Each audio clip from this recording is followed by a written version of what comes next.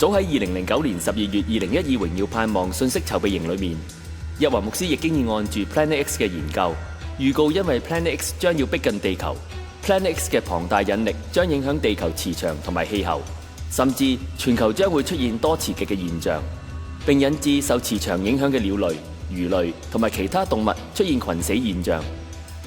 嗱，咁所以你睇到咧呢一個嘅資料就真係好寶貴啦，因為咧佢係就擺喺我哋眼前咧，原來喺歷史上面咧真係有曾經有2次呢個 destroyer 嚟過，而第3次咧係大家計嘅時間 exactly 就係我哋講緊呢幾年時間，但係只不過時間有機會咧係更加長嘅，因為佢個軌跡已經更加接近我哋啦，佢嘅影響力行到離開個範圍嘅時間需要更耐。咁所以喺呢度你要睇到啦，即係呢度講佢舉起佢嘅杖啦，擊打啲水啦，咁係跟住咧喺法老嘅面前，喺佢僕人面前，所有水啊喺河裏面嘅水咧變成血，魚又死咗啦，呢個河咧污染咗啦，亦臭啦，咁而呢個埃及嘅人咧唔能夠飲到呢啲嘅水啦，係咪？好啦，咁跟住我哋再睇就係呢段文字去到第9章咧，出埃及記第9章第3至7節嘅時候咧，咁啊講到關於呢啲嘅牲畜之災啦嚇，講關於牛啊馬啊駱駝啊呢一啲嘅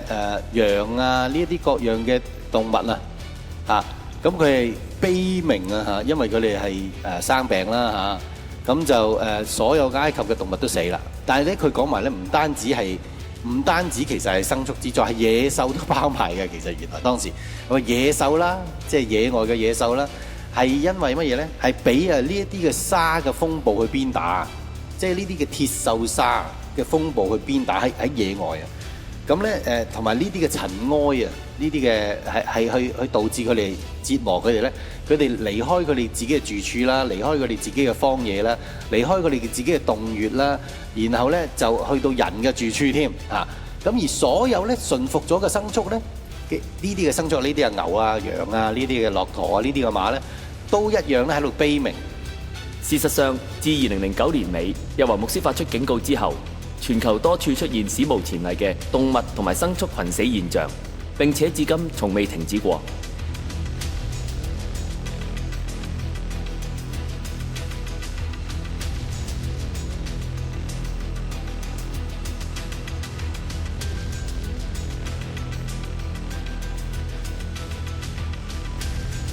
甚至踏入2015年1月，動物群死嘅離奇現象，明顯係更加持續加劇咁發生。瘟疫處處，而且情況更係非常驚人，史無前例。自從2014年12月以嚟，連續不斷發生成千上百嘅卡辛氏小海雀屍體，離奇咁充斥喺美國西岸嘅太平洋海岸，令人毛骨悚然。事件引起廣泛關注。2015年1月，美國俄勒岡州北部海岸中心經已着手跟進小海雀持續離奇死亡事件。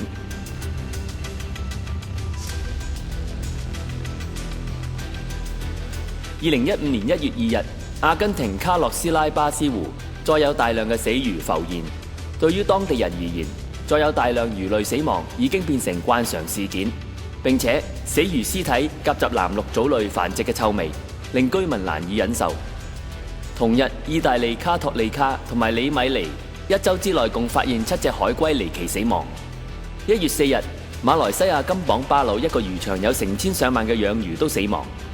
1月6日，新西蘭 Douglas Bay 發現近1000條鯛魚死亡。1月6日，印度謝爾沙亞湖發現上千條魚死亡。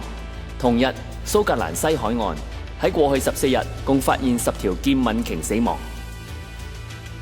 2015年1月，福州市閩侯縣7家養殖戶陸續發生共至少41頭乳牛集體離奇死亡。其中1月6日，養咗10幾年乳牛嘅養殖戶到農場裏面餵飼牛隻嘅時候，發現自己剩下嘅16頭牛裏面有一部分冇喺度進食。養殖戶表示唔食嘢我就知道係病咗啦。下午，其中2頭成年乳牛就死去啦。1月8日，印尼 Landa 超過1000隻雀鳥因為禽流感突然死亡。1月9日，尼日利亞卡諾有1300多隻雀鳥死於禽流感。1月10日，印度賈巴爾普爾成千上萬嘅死魚集體死喺一個湖泊裏面。1月10日，英格蘭萊斯特郡嘅運河出現成千上萬嘅魚類屍體。環境局表示，為咗減低環境污染，工作人員將會努力清理魚類屍體。1月10日，墨西哥瓦哈卡河流發現成千上萬嘅死魚。1月10日，德國韋斯特蘭德有數以千計嘅死海星衝上岸邊。1月12日，北愛爾蘭安特里姆有數百隻鴿子離奇從天掉下。1月11日，西安周志源50歲嘅李女士租咗2畝地，養咗170多頭小美寒羊，趕到飼養場嘅坡上食咗啲乾草。大約1個小時，羊群返嚟之後，一部分羊陸陸續續出現流口水、肚脹嘅症狀。過咗半小時，就有羊開始死亡。2日近100頭羊離奇死亡，損失有20多萬元。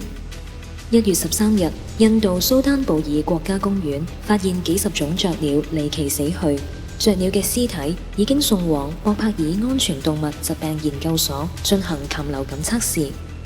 1月13日，中國江西有2萬隻雞因為禽流感死亡。1月14日，墨西哥下加利福尼亞州嘅海灘發現4隻海獅及500隻海鳥屍體，有關當局正係密切研究大量動物死亡嘅原因。1月14日，台灣禽流感肆虐，唔少家禽都慘遭撲殺。台灣多處農場發現總共至少16萬家禽同雀鳥死於禽流感，係史上最嚴重嘅禽流感疫情。禽流感疫情持续的延烧，从1月9日屏东大武山蛋鸡场爆发 H5N2 亚型高病原禽流感，短短3周的时间，全台13个县市沦为疫区。根据农委会最新统计，目前出现异常的禽场总共有599场，确诊有病毒的有551场。防检局强调，接下来会在疫情热区设置10处的检疫站，养禽场一定要拿到证明才能送屠宰。水禽中以养鹅业受创最深。根据农委会统计，全台鹅场饲养量约177万只，截至这礼拜一，已经有160万只鹅被通报异常，占总量的90%以上。140万只确诊染上 H5 病毒，产业几乎瓦解。而确诊感染的养鸡场也持续增加，已经达到35場，其中25場確定有高病原的 H5N2 跟 H5N8。實在踏入2015年，全球性禽流感嘅問題更加係史無前例，家禽同雀鳥群死現象肆虐全球。1月15日，美國內華達州一個人工湖多達10萬條鱒魚、鱸魚同埋鯰魚死亡。國家野生動物官員正調查探究魚群死亡原因。1月15日，美國加利福尼亞州 Mission Viejo 湖有1萬條魚死亡。同日，巴西聖保羅海灘共有8噸魚類離奇死亡。1月16日，日本江山有20萬隻雞因禽流感而死亡。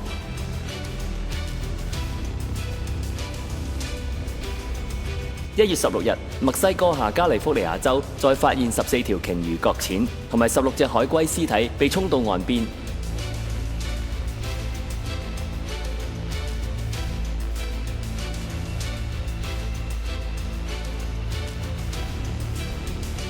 1月16日，智利康海灣有數十隻海鳥屍體離奇死亡。1月17日，以色列驚現10萬隻火雞感染禽流感。1月18日，瑞士河斯坦水域發現大量魚類同埋海產離奇死亡。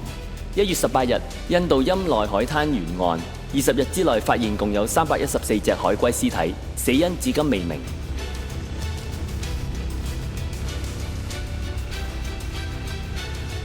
1月19日，巴西巴拉納伊塔一個湖泊超過1000條魚離奇集體死亡。1月19日，喺越南河內一個湖泊，大量魚類差唔多死光。1月19日，美國蒙大拿州有30頭大角羊因罕見肺炎死亡。1月19日，印度哥勒克布爾過千條魚集體死亡。1月19日，美國佛羅里達州邁爾斯堡河道沿途有大規模嘅魚類死亡。A massive fish kill along the 10-mile canal in Fort Myers. Fishermen reporting they've seen hundreds of dead fish floating belly up along this waterway. The highest concentration of dead fish appears to be between Landing View Road right by Pagefield Airport all the way down north of Hanson Street. That's right in the heart of Fort Myers. So what could be causing this and could it hurt your health? 4 in Your Corner's Warren Wright joining us live in the studio with some information for you. Warren? Well, Patrick, this one's a real head-scratcher. The water, typically clear and easy to fish, looks more like a toxic dump. and smells like one too. The water may be a dark, murky green, but clearly something is wrong along the 10-mile linear canal. The smell is just really terrible, and I'm really sorry about these fish. Hunter Biggs likes to go fishing along the 10-mile canal just about every day. He and his friends consider it one of the best-kept secrets for fishermen. So if you go up there with the right bait, you're going to hook up in no time. We've got snook, tarpon, all kinds of good fish up in these canals that get stuck there. But today, the fish are no longer thriving, they're dying. Not normal, because an average fish this big can survive through most of anything. Bikers and joggers point out the trail along the canal is less than desirable right now. I'm jogging up and down the linear park, and all I see are dead fish in the water, and the vultures are everywhere. Really? It's pretty disgusting. With giant fish piling up along the shoreline, people who treasure this canal are concerned. 1月20日，阿根廷聖胡斯托運河有數以百計嘅死魚出現。1月20日，加拿大新斯科舍省湖裡面有數百條青魚離奇死亡。1月21日，美國德薩斯州布朗斯維爾一個池塘發現數百條死魚浮現。1月21日，美國加利福尼亞州有200隻雀鳥離奇死亡。同日，日本九州本島佐賀縣嘅一個農場，幾乎全部73000隻雞隻死於 H5N8 禽流感病毒。1月21日，尼日利亞7個州份共22500多隻禽鳥死於禽流感。1月21日，西貢鹹田灣發現一條江豚擱淺，其後證實死亡。1月22日，美國德薩斯州南柏諸島河道發現有數百條魚類屍體。1月22日，澳洲紅崖半島有數以千計嘅水母屍體離奇死亡，並衝上岸邊。1月23日，美國新澤西州奧伊斯特河超過5000條魚離奇死亡。1月23日，新西蘭 Bay of Plenty 發現大量死魚屍體。1月23日，阿根廷盧漢河發現超過上萬條死魚。1月24日，廣州市天河一個魚塘驚現大量死魚，一夜損失6萬。當一線記者慢慢靠近徐叔家的魚塘時，一陣刺鼻的魚腥味撲面而來。魚塘水面漂浮着數之不盡的死魚，而岸上被撈起的死魚都被成群的蒼蠅圍困着。旁邊這位穿紅上衣的白髮老人就是魚塘的主人徐叔。星期三那晚，他像平時那樣來檢查魚塘，誰知卻被眼前的場景嚇了一大跳。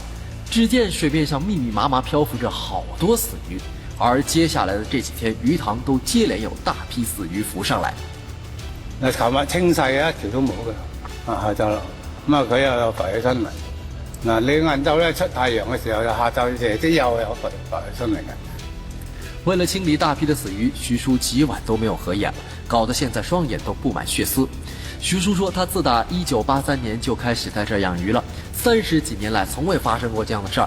到目前為止，魚塘至少已經死了7000隻魚，損失起碼有6-7萬。過年4月份先出嘅嘛呢啲嘢，嗰個價錢好啲啊嘛，借人哋啲錢啊，準備話賺翻幾萬蚊還翻俾人哋。為什麼魚塘的魚會無端端死亡？會不會是有人蓄意下毒呢？對此，徐叔就一口否認。他說他們一家平時和鄰居們都相處融洽，況且出現大面積死魚的魚塘並非只有他一家。原來去年9月，在徐叔隔壁養魚的陳叔也經歷了一次大面積的死魚事件。1月24日，香港大嶼山發現一條短肢領航鯨擱淺死亡，係香港首宗短肢領航鯨擱淺，同時為今年第3宗鯨豚擱淺個案，屍體已嚴重腐爛。